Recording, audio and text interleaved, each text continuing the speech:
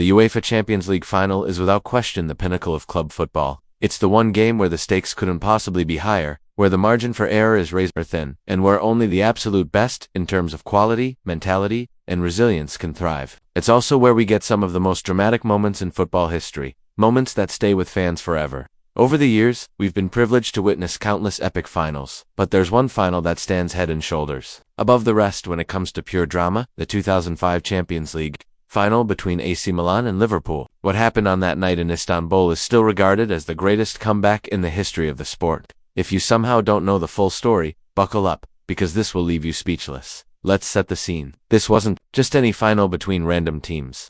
It was a battle between two European heavyweights who had each conquered giants on their way to the final. AC Milan had already eliminated some of the biggest names in world football that season. They took down Barcelona, Manchester United, Inter Milan, and PSV Eindhoven. Their route to the final was nothing short of brutal, and they navigated it with class and confidence. Liverpool, on the other hand, were considered underdogs throughout the campaign, yet they stunned everyone by knocking out Bayer, Leverkusen, Juventus, and Chelsea, proving that their run to the final wasn't luck. They had absolutely earned their place on that stage now. If you looked at the quality of players on both sides, you could tell this was set up to be a final for the ages. Milan's squad was stacked from back to front with world-class talent, the kind of players who are now considered legends of the game. In goal, they had Dida. Defensively, they boasted icons like Cafu, Yap, Stam, Nesta, and Maldini, names that need no introduction. In midfield, they had artists and warriors like Pirlo, Kaká, Seedorf, and Gattuso up front. Shevchenko and Crespo, two of the most feared strikers in Europe at the time. All of this under the guidance of the legendary Carlo Ancelotti, who had already proven himself on the biggest stage. Liverpool. They didn't quite have the same level of superstar power on paper, but what they lacked in star names, they made up for in heart, grit, and leadership. Steven Gerrard was the beating heart of that team, supported by warriors like Jamie Carragher, Sami Hyypiä, and a technically gifted Xabi Alonso. In attack, they had the explosive Djibril Cissé. Their manager, João Benitez, was tactically sharp, but this was still very much seen as a Liverpool team punching above its weight.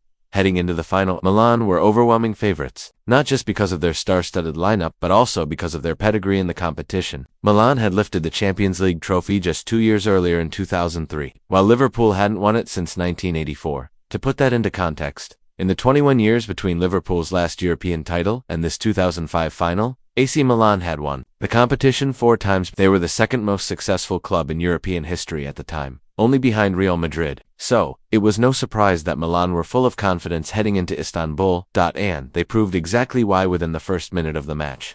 Milan struck immediately through their iconic captain, Paolo Maldini. From a perfectly delivered free kick by Paolo Maldini volleyed the ball into the net to give Milan the quickest goal ever scored in a Champions League final. 1 minute in, and Liverpool were already chasing the game. At that moment, it looked like this was going to be a long, painful night for Liverpool. And believe me, it got worse, much worse, before it got better. But we'll get to that. Goal in 50 seconds for Milan. Oh, would you believe it? Paolo Maldini, the skipper, has scored it.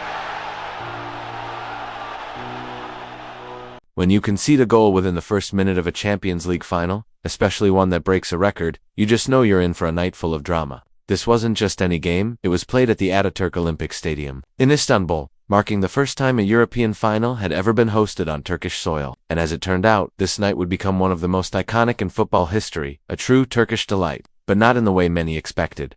That early goal from Paolo Maldini had clearly rocked Liverpool. How could it not?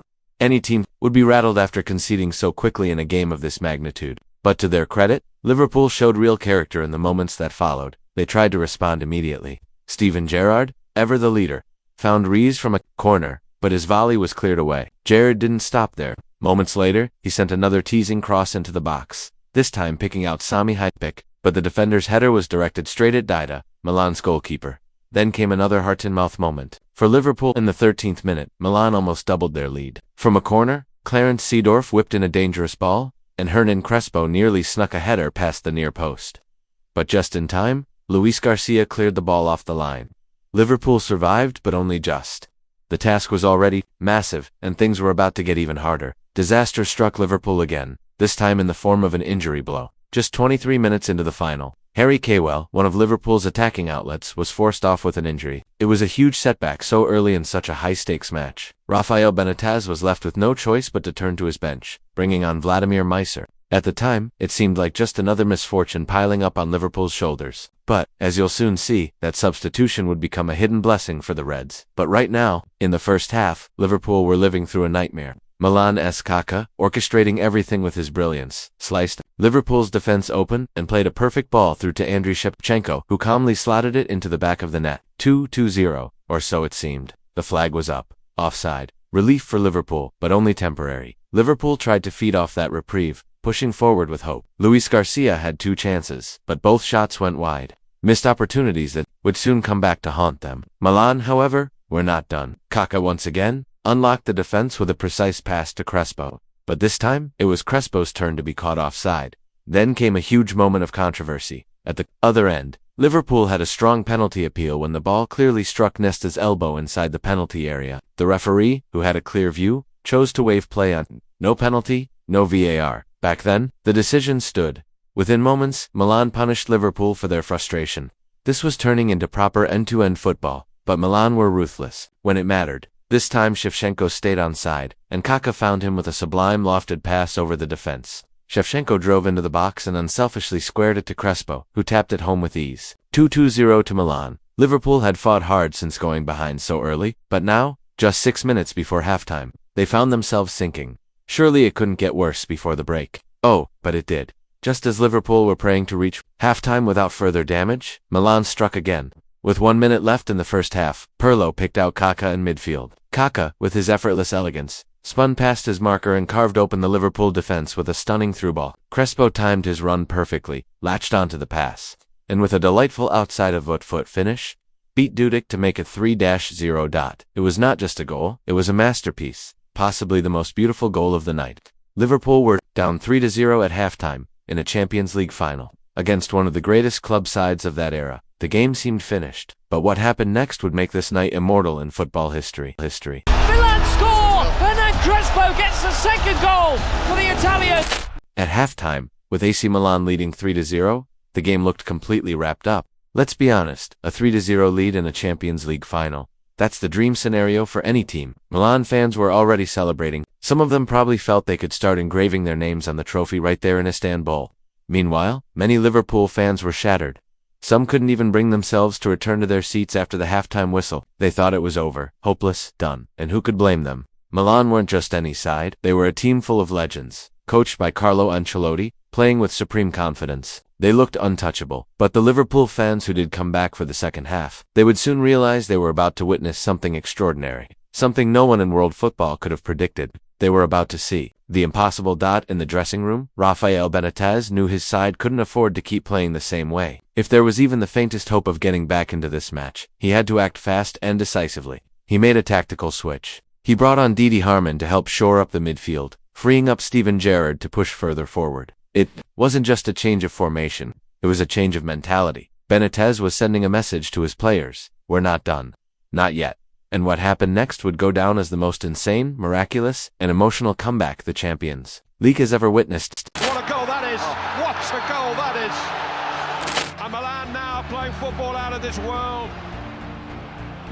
At the start of the second half, Benitez made the boldest decision of the night. He took off right-back Steve Finan and brought on midfielder Didi Hamann. After all, when you're already 3 goals down, what's the point in keeping 4 defenders on the pitch?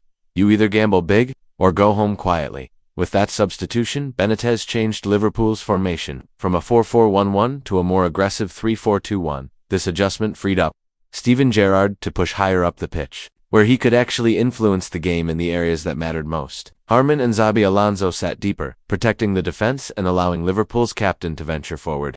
It may sound like a simple tweak, but this change would completely transform the flow of the game. You'll see how in just a moment. Liverpool came out in the second half with a clear understanding. They needed an early goal, fast. If they had any hope of pulling off a miracle, it had to start immediately. You could feel the urgency in their play. In fact, Xabi Alonso even attempted a speculative shot from 35 yards out, and although it didn't find the net, it wasn't far off. Liverpool were showing signs of life, but Milan weren't just going to sit back and let it happen. At the other end, Jamie Carragher fouled Kaká just outside the penalty box. Andriy Shevchenko stepped up and fired a fierce free kick on target, forcing a sharp save from Jerzy Dudek. Liverpool knew they were still walking a tightrope. But finally, 9 minutes into the second half, they found their breakthrough. John Arne Riis whipped in a dangerous cross from the left. and rising above everyone else inside the box was none other than Captain Fantastic himself, Steven Gerrard. His header flew past Dida and into the back of the net. 3-1. It might have just been one goal, but it changed everything. The energy in the stadium shifted, the belief returned. Liverpool weren't done yet, and neither was this incredible final. We all remember coming into the tunnel in the halftime and listening to our fans. We could hear them singing, supporting, and probably that gave us an extra motivation. They believe in us. We have to make them proud. 3-1. Benitez's bold idea to push Steven Gerrard further up the pitch was already paying off. That goal had sparked something deep within Liverpool belief. Suddenly, Milan didn't look as composed, and Liverpool looked like a completely different team. Most people watching still assumed Milan would quickly settle down, regain control, and lock things up at the back. But as the old saying goes, when it rains, it pours. Just 2 minutes after Gerrard's header, the impossible started to look inevitable. That forced first-half substitution, Vladimir Smicer, who had come on for the injured Harry Kewell, stepped up in a big way. He picked up the ball outside the box, took a touch, and unleashed a low, driven shot through a crowd of defenders. The ball zipped past Dida's outstretched hand and nestled into the bottom corner. 3-2. Suddenly, Istanbul erupted. The Milan fans who had been singing and celebrating minutes earlier fell silent. The Liverpool supporters, those who hadn't left the stadium at halftime, were now in full voice. What seemed like a hopeless 3-0 deficit was now just one goal away from being wiped out entirely. And Liverpool weren't done yet. They smelled blood. They had Milan on the ropes. It was Gerrard! Hello! Here we go! Steven Gerrard! 3-2 at this point. Anybody who was sleeping before was now awake. We thought the game was over when Milan took a 3-goal lead into halftime, but Liverpool seemed to be doing the unthinkable. Just 11 minutes into the second period, they had already gotten to back. Could they really do it? Could they really overturn a 3-goal lead in a Champions League final? Yes, they could. Just 4 minutes after Liverpool's second goal, Gerrard was pulled down by Gattuso in the box, and this time the Reds got the penalty they wanted. Xabi Alonso stepped up to take it, and DA saved, but Alonso was quick enough to get to the ball and score from the rebound. Smicer! Oh! Goals in 2 minutes for Liverpool! If this goal can go in. Oh, saved by Dida, Xabi Alonso! Liverpool were 3-0 down 5 minutes ago. Just 16 minutes into the second half, Liverpool had done the unthinkable. They erased Milan's 3-goal lead. How do you even explain that? This wasn't some regular league match. This was the Champions League final, the biggest night in club football, and Liverpool had pulled off something that looked nothing short of a miracle. Coming back from 3-0 down in any game is extraordinary. Doing it on this stage, against a team as stacked and experienced as AC Milan, we had truly never seen anything like it. Now, with the score at 3-3, all that remained was for Liverpool to finish the job. But could they? The answer, at least, for now, was not a normal time. Milan weren't about to let this slip without a fight. They regrouped and came hunting for the winner. Liverpool, however, held firm. Jimmy Traore made a heroic goal-line clearance to deny Carragher despite battling cramps, threw himself into crucial tackles time and again. Kaka even squandered a golden opportunity late on. When the final whistle blew after 90 minutes, the score remained locked at 3-3. Extra time awaited, and truthfully, extra time was all Milan. They'd been to penalties just 2 years earlier against Juventus and didn't want to go through that torment again. They pressed, they probed, and they created chance after chance. But fate and Jerzy Dudek had other plans. The moment that defined extra time came when Shevchenko had not one, but 2 golden chances to win it. His initial header from point-blank range was somehow stopped by Dudek. The rebound fell straight back to Sheva, who fired again from just yards out. And incredibly, inexplicably, Dudek saved it again. It was one of the most outrageous, instinctive double saves ever seen on such a stage. After that, you just had to wonder, was this destined to be Liverpool's night? With extra time offering, no more goals. It came down to the cruelest, most dramatic decider of them all, penalties. Milan's Serginho stepped up first and blasted it over the bar. Advantage Liverpool. Harman converted Liverpool's opener, cool as you like, 1-0. Then came Pirlo, one of the calmest, classiest midfielders in world football. But not tonight. Dudek saved it. The Liverpool fans erupted. Sis stepped up next. He made no mistake. Liverpool 2-0 up on penalties. One hand on the trophy. Finally, Milan got on the board, through Thomason. Then came a twist. Dida saved Rize's penalty. The gap narrowed. Kaka stepped up for Milan and calmly converted. Suddenly, it was tense again. But Liverpool's hero of the night wasn't done yet. Smicer took Liverpool's fourth. He sent Dida the wrong way.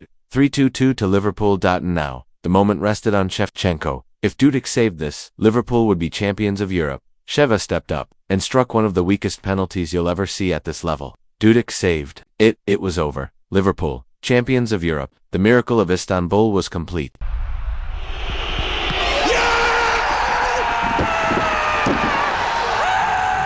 And that was it. Game over. Liverpool, who were 3 goals down at halftime, had somehow pulled off the impossible. They had come back to beat AC Milan and win the Champions League for the first time in over 2 decades. There's no real way to explain what happened that night. Not logically, not tactically, not even emotionally. So, football fans gave it the only name that made sense. The miracle of Istanbul, and honestly, it was a miracle. We will never see anything like this again. To come from 3 goals down in a Champions League final and lift the trophy. No, it's not happening again. Not like that, but if you enjoyed this story, we've got more incredible football comebacks and unbelievable matches just like this on our channel. Make sure to check them out and don't forget to subscribe so you don't miss our next deep dive into the craziest moments in football history. Thanks for watching. See you in the next one.